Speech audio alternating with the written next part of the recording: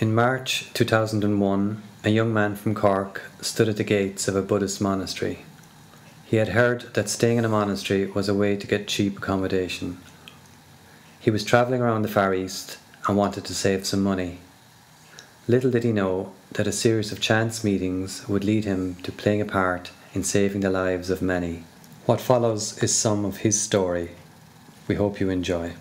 And I was hitchhiking up through Thailand, and this Thai guy picked me up, and he said, well, there's you can stay for free in monasteries in Thailand, So I said, okay, free sounds like I can afford that. I can afford free. And so he dropped me outside this monastery. So in I go, and the name of the monastery was Suan Mok. So I went into this monastery, and thinking I was going in for a week, and I stayed 2 years. I ordained as a monk. And for me it was the most beautiful, I still consider it probably the two most beautiful years of my life, because we're living in a forest. We couldn't handle money. Everything that was given to us was given from the surrounding villages. We would walk around on Bendabat with our bowls every morning, and what people would put into your bowl, that's what you would eat. And the only what you gave in return was to practice, was to meditate, was to study, was to go inside, and that was your duty. And I did this for 2 years, 2 very, very powerful years. But when I ordained as a monk, I couldn't have any money, so it was the start of a trip. It was the start of so I had about €4,000, because I didn't feel that it was my money. I didn't feel that this money was mine, because I had 2 wonderful years that otherwise I would have spent. So, I would have spent backpacking, traveling. So India came into my mind. I said, okay, I'll go to India. And the intention to go to India was find a charity that's doing work and just give them the money, and somehow a circle will be born, and then maybe go back to the monastery again and order. So I went back to India, and I went to Varanasi. It was the first place I went. I flew to Delhi, went to Varanasi, because the first time I was there, it held something very special for me. And I don't know why, because I've travelled, poor countries before. So for some reason, people just started asking me for help. People started to know then if their child was sick, and if they, if they didn't have money for medicine, that I would, I would take them to the hospital, and I would pay for medicine. So the word got out. I was giving from a place of, this is not from my heart. I was giving from a very logical place. This is wrong.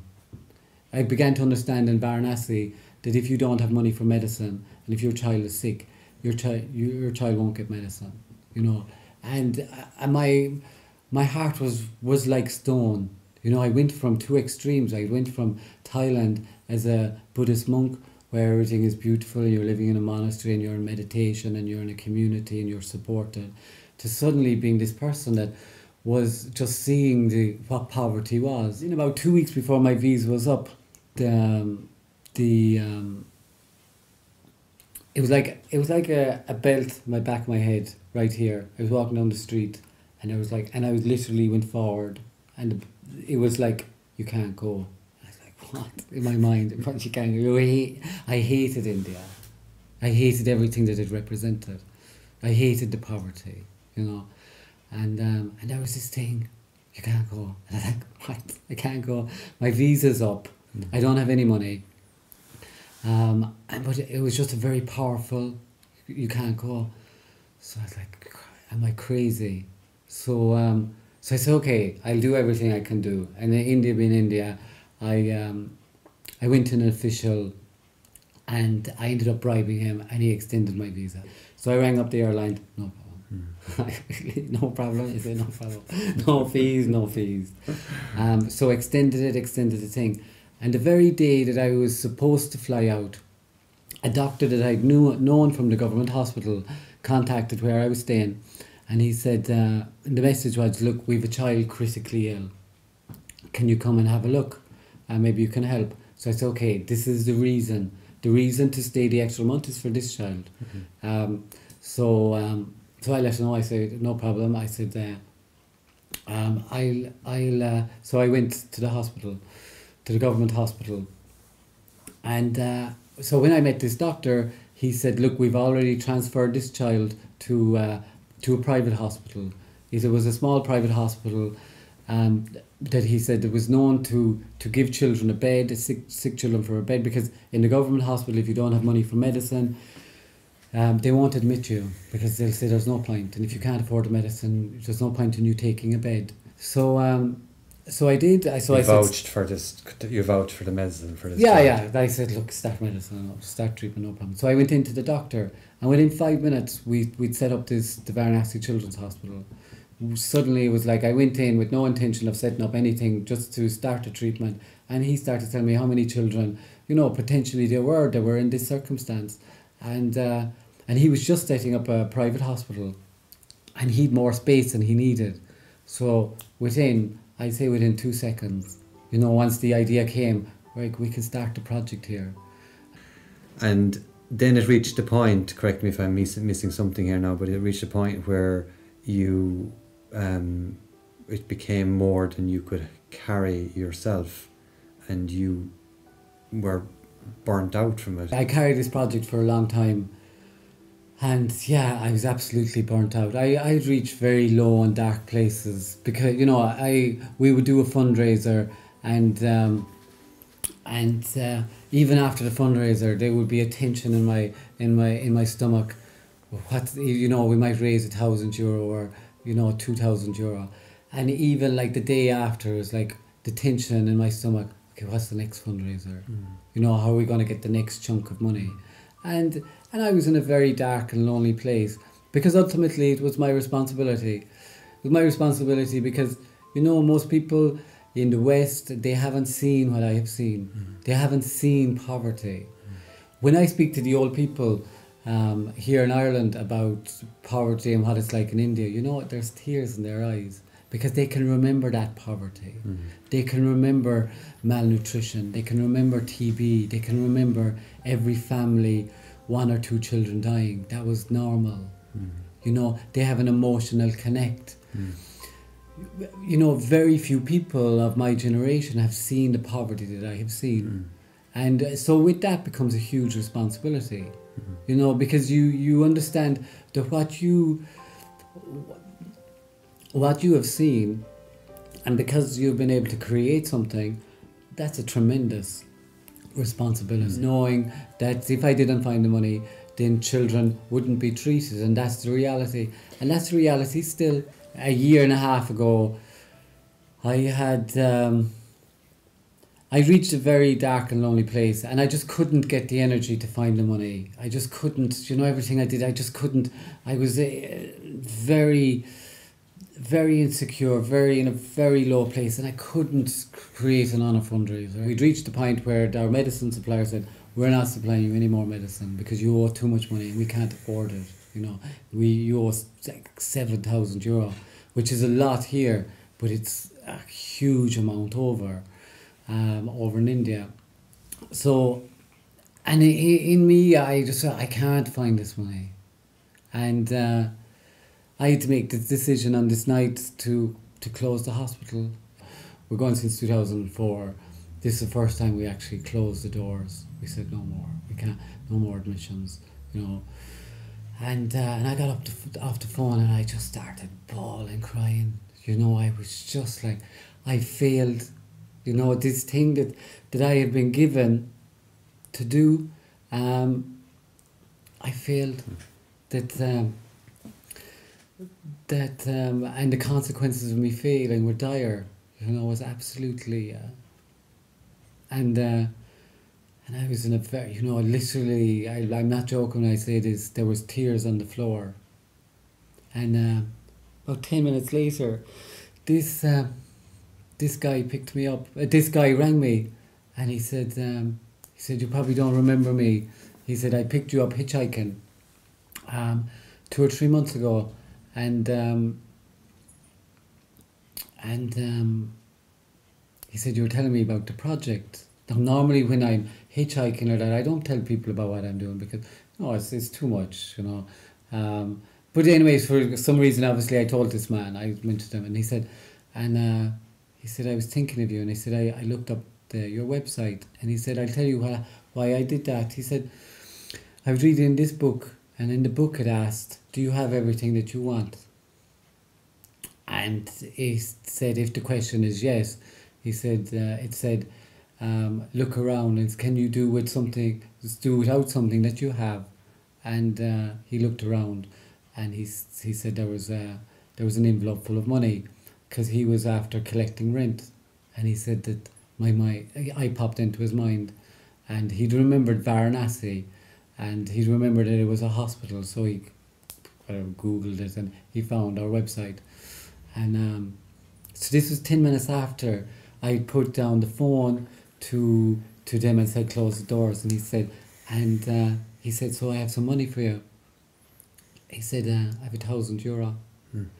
And like, honestly, I started bawling, crying on the phone. I said, you have no idea what this means. You know, you have no idea. And for me, I suppose it was the universe, if you care to call it, the universe was holding me and saying, you've done this for long enough. You've done this. It was a kind of a vilification of what I was doing. It was like, yes, in this moment of your greatest need, the universe was there. The darkness that I felt that I was in for so many years, the very dark place, I understood now that actually I was growing from that.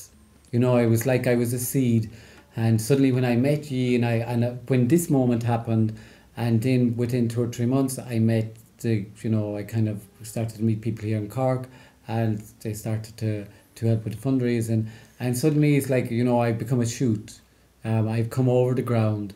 This tension is gone, and I see the very difficult times that I was in was actually growing me, was making me strong inside. I remember one time that they rang me up, and my first thought was my first question was not what was the child suffering from, was how much is this going to cost? And I was like, my God, how far have I come?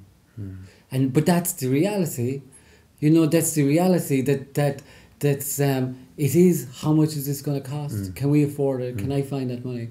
And there have been times that I've had to say no. There have been times where it's been, you weigh up everything. I talk to the doctor and he might say to me, look, the prognosis is very poor. Even if we treat, the prognosis is poor. And maybe it's going to cost 600, 700, 800 euro because a critically ill child, medicine is cheap out there, but you could, here in Ireland, you could spend 100,000 very easily on a child or an adult on medicine. Medicine is expensive, so we wouldn't spend 100,000 obviously, but you could spend 800, 1,000. It wouldn't be unusual. We would get maybe 1 or 2 or 3 children like this in a year, and depending where we are financially, I've had to make that decision. When it comes to the point where, 500 euro, what's the value of a child? When you have to be that clinical, this is the world that we're living in, and I'm part of this world. Yet, when you have to make decisions like that, it's humongous. It's absolutely, it's the worst feeling. I don't think about the thousands of children that we've saved, and I know we've saved. This is rare, but when this happens, this is what breaks your heart. What we do is righting a wrong.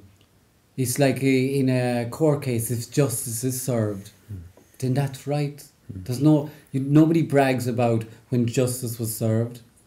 Nobody, because that's what it should be. People will when justice isn't served. That's the tragedy. That's the thing that people will scream about. And when for some reason we can't afford to treat a child, that's injustice. Like, I remember the first child that I saw with malnutrition. Her name was Tiza, and I was walking through this slum area, and I'd actually got lost, and I came across this family that were sitting outside a hut, and there was this tiny little child, And I thought she was 6 months, just a baby. And then I spoke to the family and she was 2 years of age. And suddenly, there was, I couldn't believe it, there was malnutrition. There was a child dying of malnutrition. And I suppose that's really how we started to work in Varanasi, and how we started the malnutrition centre, because we brought her to the hospital. And, for me, I couldn't believe it. And I still can't believe it. I still can't believe that the world that we're in, that there's children dying of hunger. People have said to me about the Concern ad. They've said, I can't watch it. It's too much for me. For me, when I see the Concern ad, I can't not watch it. For me, every time I see the Concern ad and these children that are malnourished, my eyes begin to water. I start to cry inside because I know this is real. Sometimes we find children too late. Sometimes we don't find them at all. And, when you see a child come in, when a child comes into our malnutrition centre, and you see in their eyes, they only want food. And there's a disbelief in their eyes. You can see it. I'm just hungry. Why don't you feed me? And it's for me, it's the worst thing imaginable. It's the most worst wrong, that a child would be hungry, that a child would die because of hunger, and I know I'm going back to that. It's not the malnutrition that is in India. It's not obvious. You have to search it out. These children are considered, they're weak children, and they're hidden. Every family you go to you speak to in India, they've had 1 or 2 children that have died. That's just the way it is, and so our job is to look for these children, and when you find them, when we find these children, it's incredible. You see life returning. You see they just need food. The family needs education. We have like a 90% success rate when we find a child that's severely malnourished. But I suppose I'm also aware you've schools going. You've started some schools as well. We have 3 schools. We teach 300 children every day. What we teach is, because funding is a problem, we don't have that much money, so we don't have qualified teachers. We've trained local women that have a certain level of education. We put them on teacher training courses. We can instill on these children, the value of education. That education has a value. When you see a child just dying, and I've seen children dying from hunger, because we found them too late. They've come into us too late. When you see this, you can never look back. There's something that is touched. They can never be erased. They can never be forgotten. And I've seen this, and my heart has been broken so many times out in India. This has been my dream, once I found out about this, how they're treating malnutrition in Africa, was to go out and get a mobile malnutrition unit and go to the villages and use this product. We were waiting for the government to approve it. The government are just starting to approve it, the Indian government. And we want to be one of the first charities. There's another charity who's been given approval for it, Medicine to Frontiers. We've gone out and worked with them for 3 days, see how they're working.